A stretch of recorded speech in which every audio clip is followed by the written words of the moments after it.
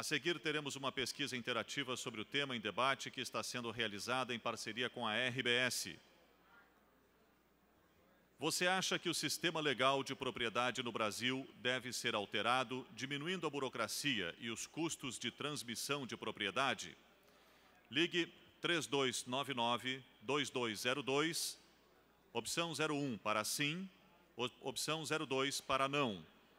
Para participar da pesquisa, será cobrado custo de ligação local para telefone fixo. Façam suas ligações agora que o resultado da Interativa 2 será divulgado antes da sessão de perguntas deste painel pela nossa mediadora. Anunciamos o terceiro painel do evento, que abordará o tema Favelas, os prejuízos de uma comunidade sem propriedade formal. Compõe o painel, como debatedora, a senhora Daniela De Fiori.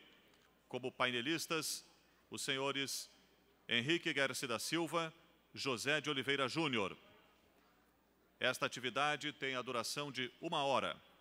Cada painelista dispõe de 15 minutos para sua exposição inicial. Logo após, teremos mais 30 minutos para os debates. As perguntas do público devem ser feitas por escrito e entregue às recepcionistas do auditório. Informamos ainda que as recepcionistas dispõem de fichas apropriadas para as perguntas. Chamamos ao palco a diretora do Instituto de Estudos Empresariais, Rochelle Silveira, para a apresentação do painel.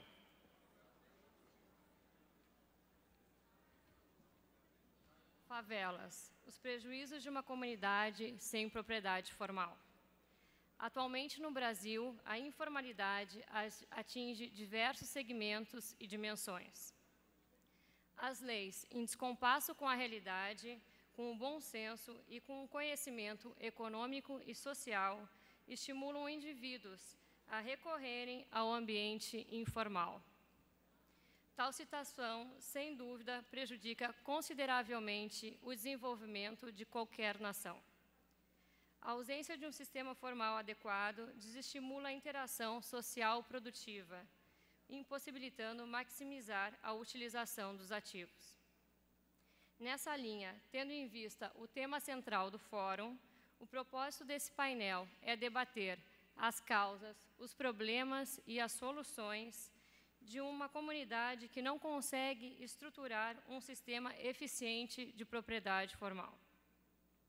É conhecer melhor essas comunidades e apresentar alternativas para um sistema de propriedade que torne possível a qualquer cidadão adquirir, registrar e transferir os frutos do seu trabalho. Portanto, cabe questionar: a criação de um marco legal que torne acessível o registro da propriedade privada, diminuindo os empecilhos burocráticos, os custos de transação e as violações de direitos de propriedade, não seria um grande estímulo à prosperidade pessoal e, consequentemente, social?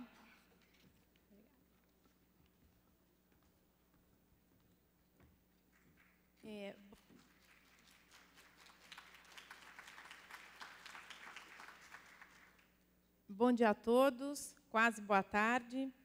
Queria iniciar agradecendo a oportunidade, cumprimentando o IEE pela realização de mais essa edição do Fórum da Liberdade, também pela oportunidade de participar desse painel como debatedora.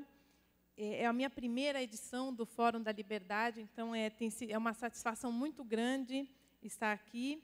Eu acho que nós temos aqui o desafio de dar continuidade a esse debate, com a presença aqui do professor Henrique Guerci Silva e do José de Oliveira Júnior, né, um líder aí dentro da parte de liderança social. E o nosso tema, como foi apresentado agora, falar um pouquinho de favelas. Acho muito estimulante, muito oportuna essa discussão, depois do debate que nós acabamos de assistir agora, em que Frei Beto falava que o capitalismo não deu certo, talvez para 2/3 da população mundial, né? Chegou até a afirmar vergonha do capitalismo. Quando existem inúmeros dados que conectam a erradicação da pobreza com a possibilidade de se ter propriedade formal.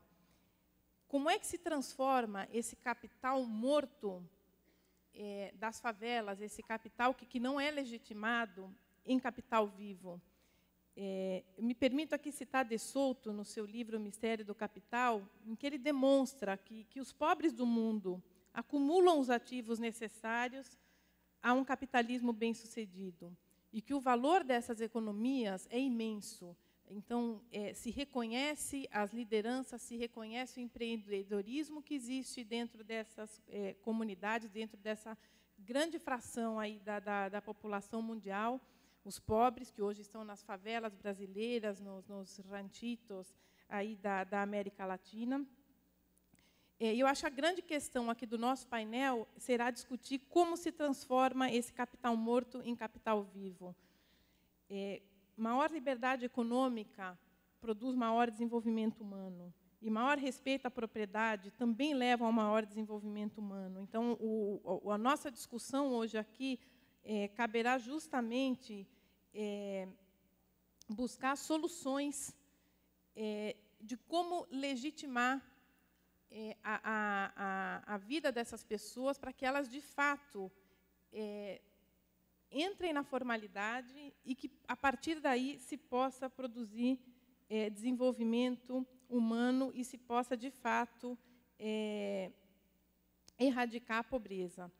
Com isso, eu vou passar a palavra aqui para o professor Henrique Guerci Silva. O professor Henrique Guerci é advogado, formado pela Pontifícia Universidade Católica del Peru, tem mestrado em Direito Civil, passou por inúmeras universidades na América Latina, ele é professor hoje na Universidade de Lima, mas teve passagens aí pela Universidade Francisco Marroquín, na Guatemala, pela Universidade Laica Vicente Rocafuerte, em Guayaquil, pela Escola Superior de Administração de Empresas, em Buenos Aires.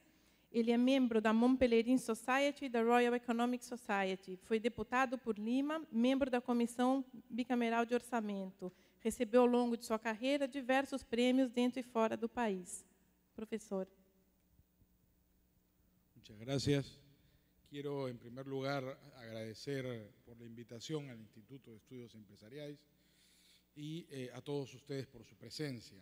Es para mí especialmente importante encontrarme aquí en Porto Alegre, por cuanto yo asistí ya en 1990 a un foro de la libertad y anteriormente en 1987 a una reunión precursora de lo que posteriormente sería el Foro de la Libertad.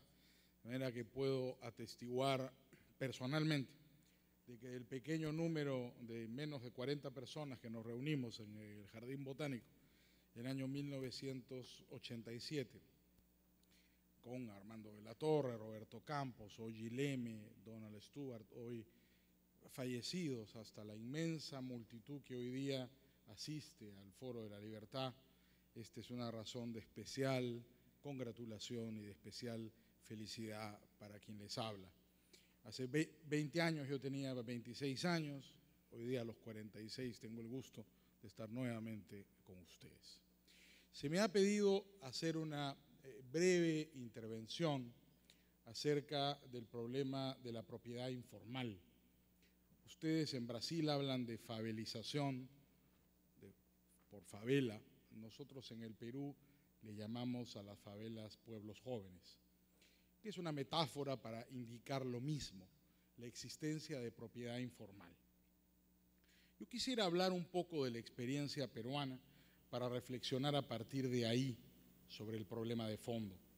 No tengo autoridad ni conocimiento para hablar de la experiencia brasileña, pero estoy seguro que en el transcurso del debate saldrán algunas semejanzas. En el Perú, la paradoja principal de la propiedad es que se invade la propiedad privada para construir propiedad privada. Esto ocurre en el campo y en la ciudad. En el Perú se invaden terrenos públicos y privados en el campo, y estos invasores lo que hacen es reivindicar el derecho de propiedad. No invaden terrenos en el campo para el colectivismo ni para crear granjas cooperativas. Las personas que invaden la propiedad en el campo la invaden para crear sus propias parcelas de terreno y construir propiedad privada. Las personas en el Perú también invaden terrenos en la ciudad, públicos o privados. Y estas personas que invaden terrenos públicos o privados, invaden la propiedad para construir propiedad privada, la suya, propia, distinta de la propiedad privada y estatal que están invadiendo. La marea de invasiones ha llegado en el Perú a todos los terrenos. Ya no solamente la propiedad privada en el campo y en la ciudad, o la propiedad pública en el campo o la ciudad. Hoy día se invade, por ejemplo, una montaña para explotar el mineral informalmente. Hay una producción de mineral en el Perú equivalente del mismo tamaño de la producción legal de minerales que es realizada informalmente. Y el Perú es uno de los principales países mineros del mundo.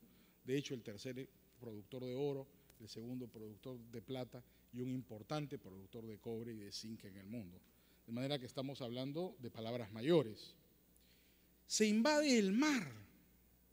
El Perú es el primer país productor pesquero industrial del mundo y hay una flota pesquera del mismo tamaño de la flota pesquera legal que pesca ilegalmente en las costas del Perú.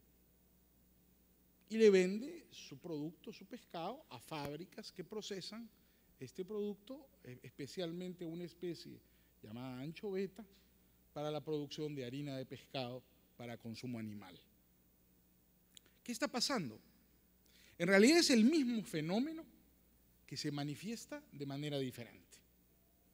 Este proceso no es casual y ocurre en todos los ámbitos de la sociedad peruana. ¿Por qué los peruanos invaden compulsivamente la propiedad de otro? ¿Estamos locos? ¿El clima nos hace daño?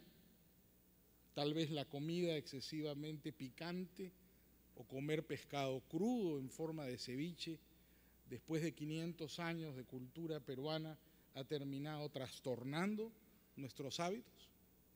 No lo sé. Lo que está claro, creo yo, es que hay factores institucionales que inducen a los peruanos a comportarse de esta manera. La teoría sugiere que cuando se producen procesos masivos de invasión de la propiedad ajena es porque existe un problema legal, institucional en la definición de los derechos de propiedad en ese país. Esto no es casual ni único en la historia. Si examinamos la historia occidental, veremos en algunos lugares procesos semejantes, muy señaladamente en California durante la fiebre del oro. Estos procesos masivos de invasión de propiedad son en realidad formas competitivas para crear derechos de propiedad alternativos. Lo que tenemos en América Latina es la emergencia enorme de una actividad dirigida a crear derechos de propiedad de manera contradictoria y en algunos casos quebrantando las formalidades de la propiedad legalmente establecida. Este es un hecho. Ocurre prácticamente en todas las áreas y segmentos de nuestra sociedad. Negarlo sería incurrir en el error de negar la realidad. ¿Cuál es el origen de este problema? Si aceptamos que la estructura institucional del derecho de propiedad en América Latina, en el caso del Perú en particular, se encuentra en la raíz de este problema porque crea incentivos perversos para que la gente tenga que invadir la propiedad, podemos encontrar un área bastante importante de estudio y de análisis. Preguntémonos por un minuto qué tiene que hacer o qué tiene que hacerse para urbanizar un terreno en el Perú. sospecho que en Brasil es parecido. Veremos que la tramitación burocrática para acceder a la propiedad, registrar la propiedad y a continuación hacer un desarrollo urbano a través del proceso de urbanización y de zonificación probablemente es muy oneroso y largo. Esto produce una barrera burocrática en el acceso a la propiedad inmobiliaria que hace que no haya oferta suficiente de propiedad para compra o venta directa a precios bajos para los sectores menos favorecidos de la población y que no se construya para alquilar, provocando en los últimos 50 años, a raíz de las migraciones del campo a la ciudad en América Latina, un proceso de desarrollo de la propiedad informal. Igualmente en el campo, los procesos de reforma agraria, por lo menos en el Perú, crearon en la década del 70, 1970, un conjunto de regulaciones rurales en este caso, agrícolas, por las cuales no era posible tener propiedad en el campo. De hecho, la propiedad privada fue eliminada de la legislación peruana. ¿Qué hizo la gente? Creó propiedad por invasión en el campo. ¿Qué hizo la gente? Creó propiedad por invasión en la ciudad. En la minería, ¿por qué hay invasiones? Porque el subsuelo es de propiedad estatal. La regla, según los códigos peruanos, es que el dueño del suelo es el dueño del subsuelo, salvo que encuentre mineral en su propiedad. Si usted encuentra mineral en su propiedad, el subsuelo es del gobierno. Con lo cual se produce una paradoja. Si usted encuentra petróleo en Lima, se queda callado. Si encuentra usted petróleo en Texas, usted es rico. En Lima usted es pobre, porque el petróleo es del gobierno y no suyo. En Texas usted es rico, porque el petróleo es suyo, porque el subsuelo es de propiedad privada. ¿Qué ha ocurrido en el Perú? Los pobres del Perú, las comunidades campesinas, que deberían encontrarse entre las personas más ricas del planeta, si fueran dueñas del subsuelo, se encuentran entre las personas más pobres del planeta, porque el Estado español en el virreinato les expropió el subsuelo y el Estado republicano no ha tenido el coraje de devolvérselos.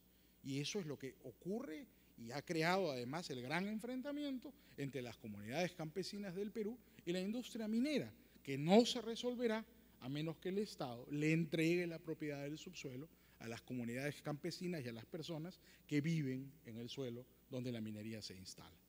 Lo mismo con la pesquería, que ha ocurrido con la pesca, que sencillamente conseguir una licencia para pescar es prácticamente imposible en el Perú, debido a la legislación que pretende proteger el recurso hidrobiológico de la depredación como consecuencia de la indefinición de los derechos de propiedad en el mar.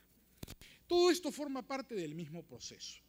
La falta de definición de derechos de propiedad o una definición ineficiente de derechos de propiedad tiende a crear procesos de invasión. ¿Cuál es la solución? ¿Enfrentar al pueblo con violencia? ¿Cerrar los ojos? ¿Ignorar ese problema? Definitivamente no. Lo que aparenta ser una debilidad es en realidad una fortaleza. En primer lugar, políticamente, porque el pueblo pobre de América Latina ha demostrado a través de este proceso de desarrollo de la propiedad informal que quiere ser propietario. No quiere perder su propiedad, aspira a la propiedad. La aspiración a la propiedad es la esencia del desarrollo de la sociedad libre y la esencia del capitalismo. Y los pobres de América Latina reivindican en su pobreza el derecho de propiedad. Este elemento moral concede una fuerza inextinguible para la defensa de los valores y los principios de la libertad. En segundo lugar, financieramente, con pequeñas modificaciones legales, como bien planteó la expositora, es posible introducir en el mercado activos enormes que actualmente no forman parte de esquemas de financiamiento. No solo piensen en el valor de todo lo construido en las urbanizaciones informales, piensen, por ejemplo, en el caso peruano, en el valor gigantesco de la producción mineral informal, que podría utilizarse como garantía colateral para operaciones financieras de tamaño y de envergadura gigante, que permitirían el desarrollo y la multiplicación de esa actividad económica. Ni qué decir de la pesquería informal en el caso peruano. Es posible entonces, con pequeñas modificaciones legislativas, reconociendo que la propiedad es fruto del trabajo honesto de las personas responsables, como quería Locke, incorporar a los informales dentro de una formalidad revisada, reformada y transformada. Un poco el planteamiento que tuvimos con Hernando de Soto cuando escribimos El otro sendero juntos en el año 1986 fue este. El gran problema de América Latina es una legalidad muy costosa, que discrimina a los pobres y perjudica a los ricos. Si vemos esa legalidad costosa, la encontraremos prácticamente en cada cosa que hacemos en América Latina. Generalmente creemos que el derecho es gratis. Los abogados y los economistas incurrimos en ese error. El derecho es costoso, la ley es costosa, no es gratuita. ¿Cuánto cuesta la ley? La cantidad de tiempo y de información necesarios para cumplirla. Si una ley exige mucho tiempo o mucha información para cumplirse, es una ley costosa. El costo de la legalidad es inversamente proporcional al ingreso de la población. Eso significa que al pobre le cuesta más cumplir con la ley que al rico, porque la oportunidad que sacrifica el pobre para cumplir con la ley es siempre mayor que la oportunidad que sacrifica el rico.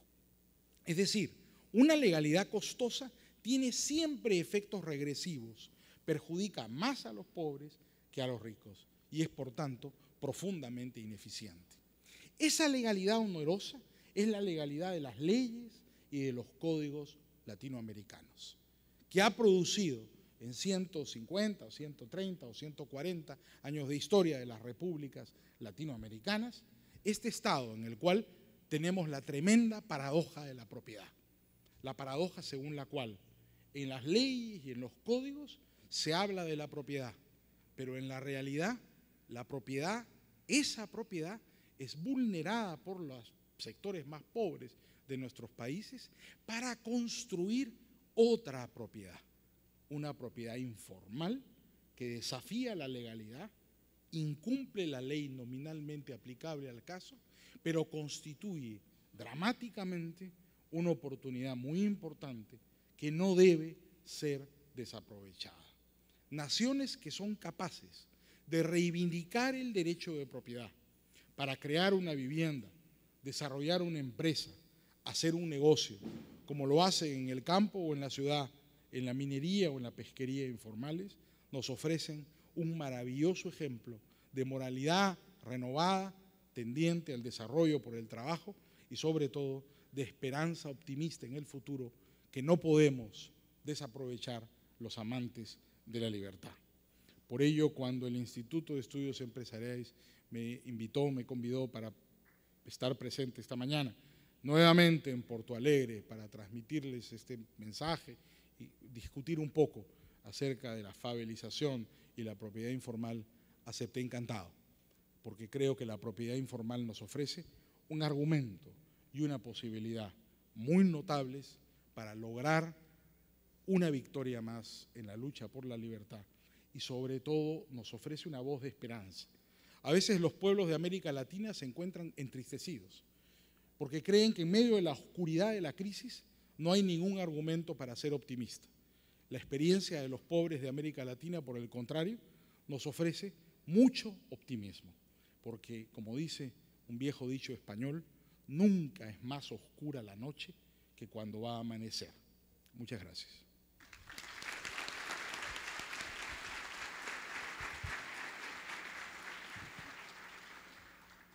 Queria agradecer ao professor Henrique pela palestra. Acredito que certamente a plateia entendeu na experiência peruana, encontrou muitas similaridades com aquilo que nós experimentamos aqui no Brasil, quando a gente fala de quase um setor como o setor de minério, que é tão importante para a economia do Peru, um setor em que 50% hoje é um setor informal, e a gente traz isso para o Brasil, começa olhando, por exemplo, o setor de comércio e serviços, é um setor que mais da metade do setor é completamente informal.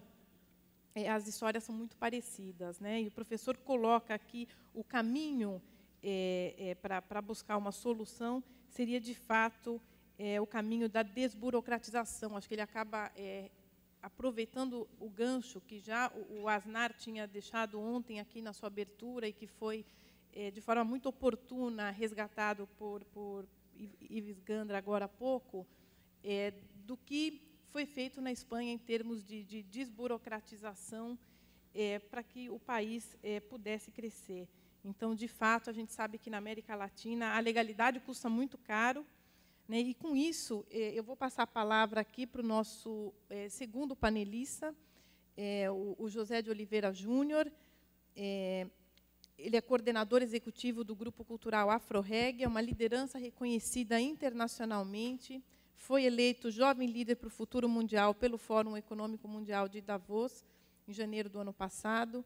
Venceu diversos prêmios e condecorações, tais como o Prêmio Mérito Carioca de Assistência Social pela Prefeitura Municipal da cidade do Rio de Janeiro, a Medalha Pedro Ernesto na Câmara Municipal do Rio, o Prêmio Ashoka Empreendedor Social pela UBS na categoria Participação Cidadã.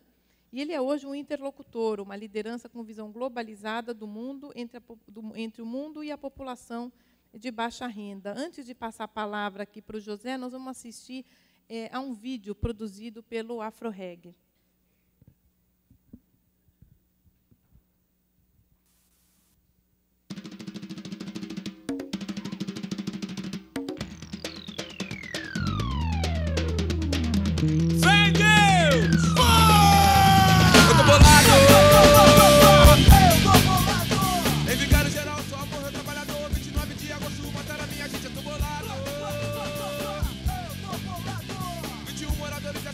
Pelo ódio e a violência.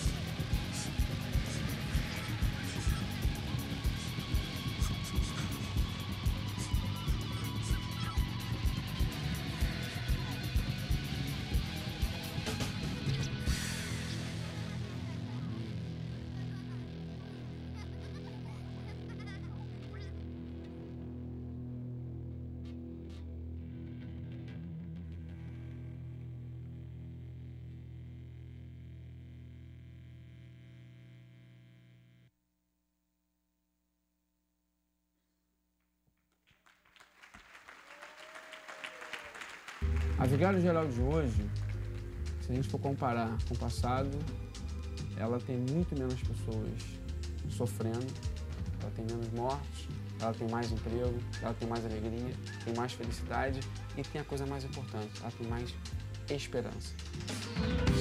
Imagine there's no heaven. It's easy if you try. No hell below us. Above us only sky. Oh, imagine all the people living for today.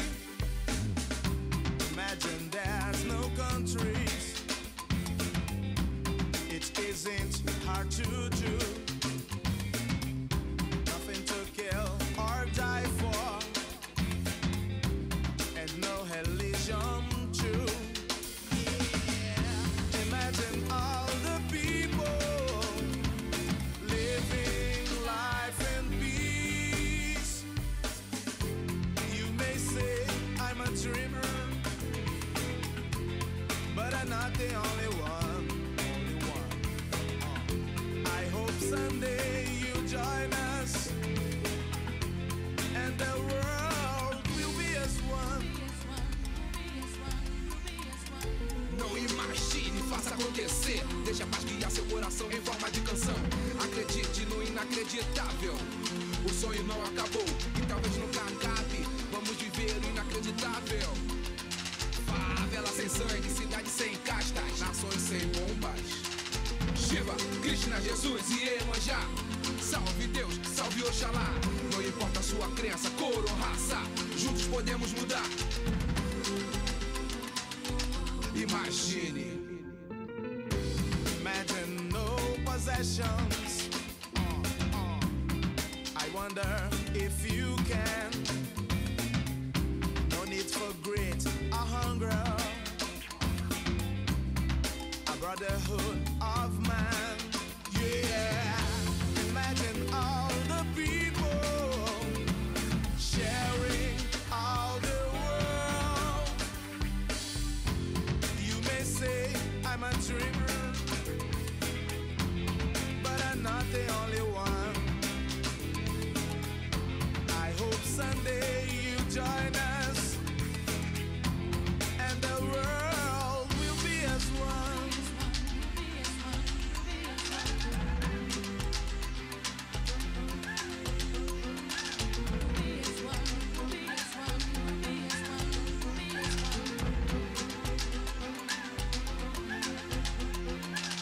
Força e determinação! Vontade!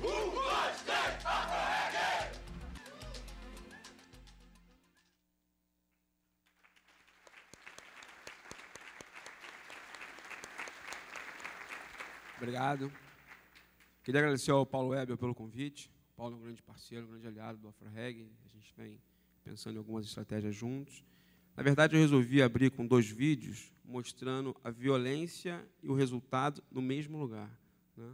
Já que o tema é favela.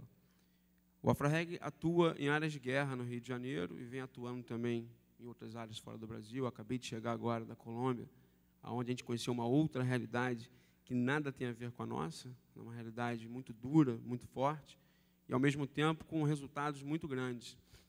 E uma coisa que a gente percebeu, tanto no Rio de Janeiro, quanto em Medellín, quanto em Nova Delhi, na Índia, em vários lugares que a gente passa, é que, na verdade, o grande problema é a propriedade, é a terra.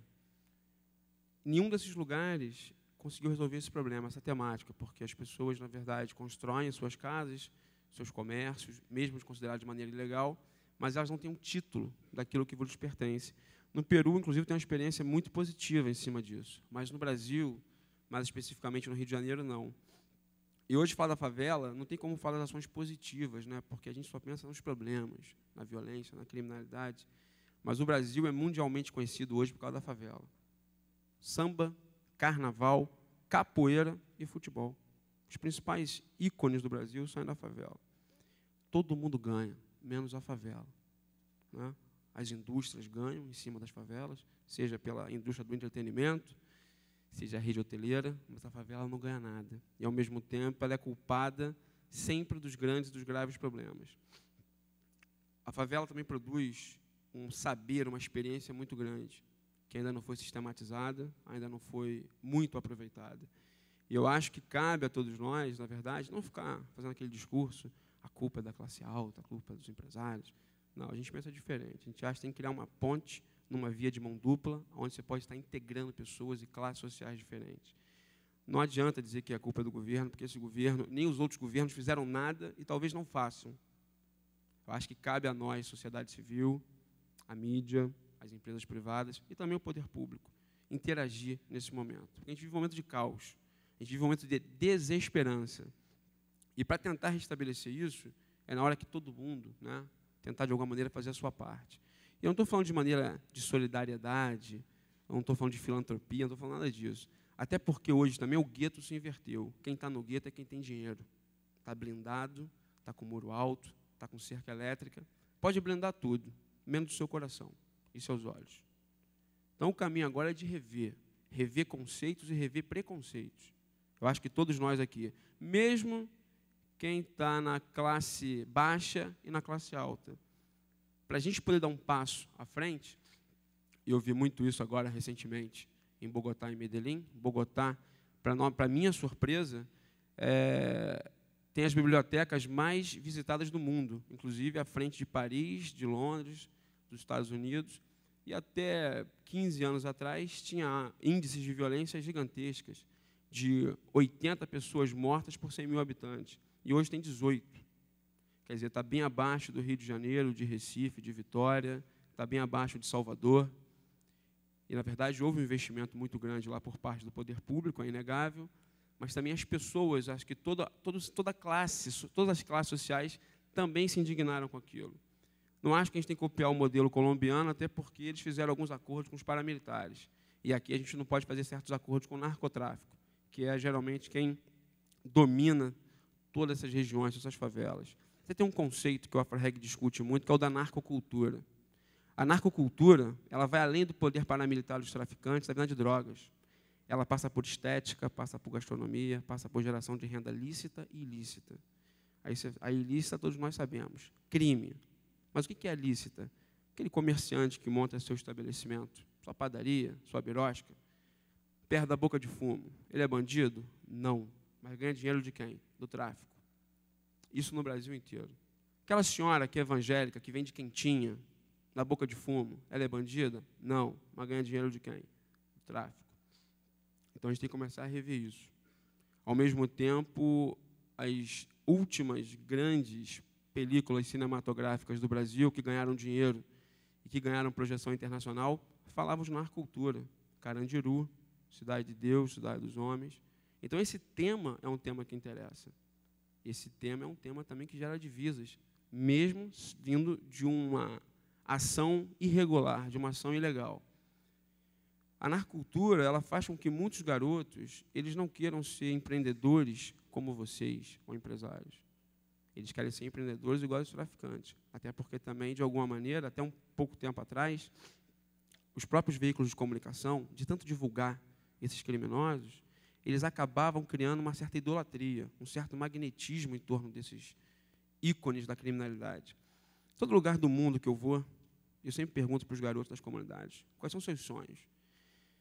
E uma vez aqui em Porto Alegre, numa favela, na Restinga, um garoto me falou o seguinte: meu sonho é ser igual o Elias Maluco, ou o Fernandinho Beiramar, ou quem sabe o Bin Laden. Ele não falou que ele queria ser igual ao Ronaldinho Gaúcho, ele não falou que ele queria ser igual a um ator global, nada disso.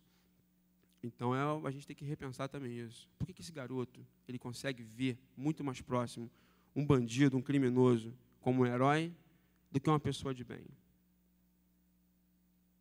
Então, a gente...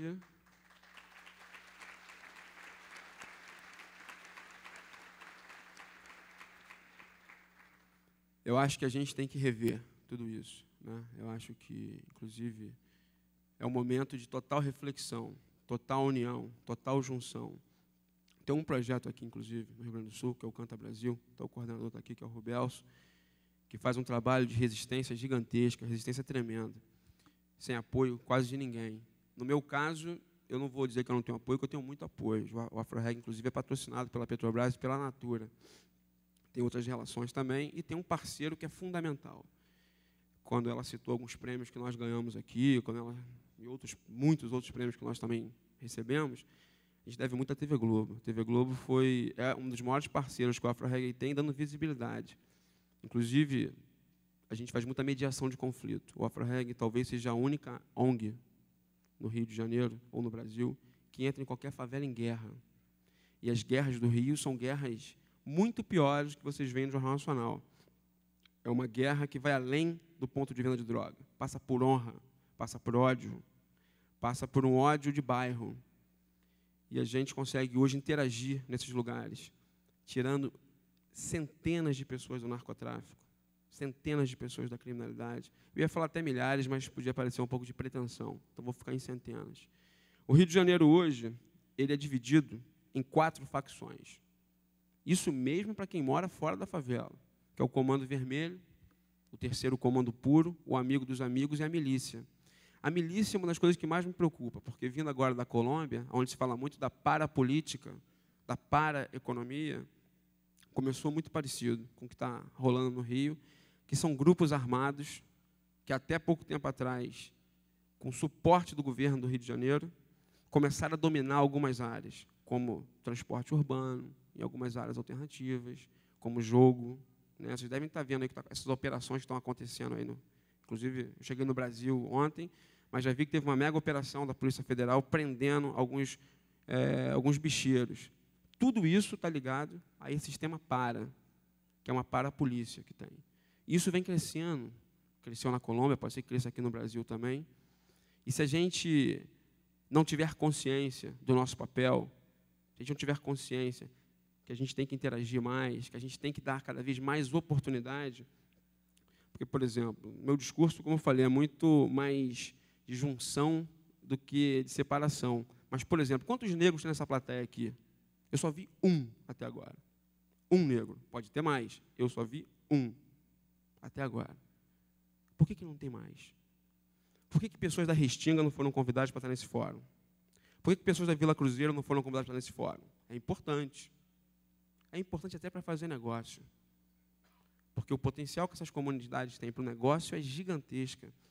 A gente está montando uma operação de negócio agora com a Natura dentro do Complexo do Alemão. O Complexo do Alemão é um conjunto de 11 favelas, 170 mil moradores e a área mais blindada do Rio de Janeiro. A polícia não consegue entrar. Nem essa força especial criada pelo governo federal conseguiu entrar. Mas a Natura está entrando com uma operação de negócio que vai envolver 500 pessoas. Pode parecer pouco no universo de 170 mil pessoas, mas é um negócio que está sendo criado. E é um business. Ah, tem um lado social? Tem, mas é negócio. Isso é importante. Essas pessoas consomem muito. Essas pessoas precisam, cada vez mais, estar interagindo com a cidade. Então, eu não vou me alongar muito, porque eu já passei um vídeo de 6 minutos, quase 7 minutos, antes que alguém venha com um papelzinho aqui com tempo. Depois, se alguém quiser fazer pergunta, eu respondo. Obrigado.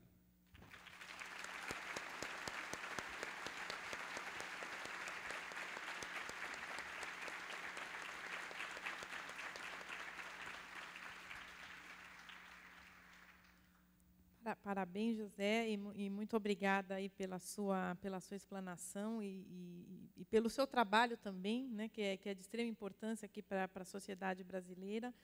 Eu acho que com o que nós ouvimos aqui dos 2 panelistas, a gente percebe que existem inúmeras questões que são comuns à América Latina, né? A gente ouviu um pouco da realidade do Peru, pelo professor, e agora com o José um pouquinho do trabalho feito aqui no Rio de Janeiro, mas as experiências aí das viagens recentes dele a outros países, como a Colômbia, que passou por uma experiência com resultados positivos. Ele colocou algumas ressalvas aí, que é justamente aquilo que a gente procura evitar, que é reconhecer, às vezes, a ilegalidade, a informalidade, e que o governo comece a dialogar e, na verdade, acabe por legitimando isso, né? Eu acho que a nossa discussão passou muito por isso, desde ontem à noite, os painéis que nós tivemos também hoje pela manhã. E talvez parte da resposta esteja exatamente em trabalhar em conjunto, sociedade civil, o governo, as empresas. Eu acho que o trabalho do AfroReg, ele mostra que é possível dialogar, que é possível produzir, que existe uma riqueza imensa dentro das favelas, né, e que talvez todos os mecanismos aí de burocratização da nossa sociedade, eles acabem não permitindo uma mudança maior. Eu acho que a grande resposta, talvez está aqui, eu estou aqui com o resultado da pesquisa interativa 2, em que as pessoas responderam a seguinte pergunta: você acha que o sistema legal de propriedade no Brasil deve ser alterado, diminuindo a burocracia e os custos de transmissão de propriedade? Nós tivemos 90,91% das pessoas respondendo sim, e 9,09% respondendo não. Eu acho que a resposta aqui do público coloca para a gente aqui o caminho, né, para a busca de uma solução, e que a gente tenha mais jovens no Brasil sonhando com alguma coisa ou se espelhando em algum personagem do bem e não do mal, para a construção aí de uma sociedade melhor. Nós vamos encerrar esse painel sem perguntas, para conseguir recuperar a agenda do fórum, que acabou se prejudicando um pouquinho aí pelo atraso no início. Então, queria agradecer muito aos nossos 2 palestrantes. Obrigada.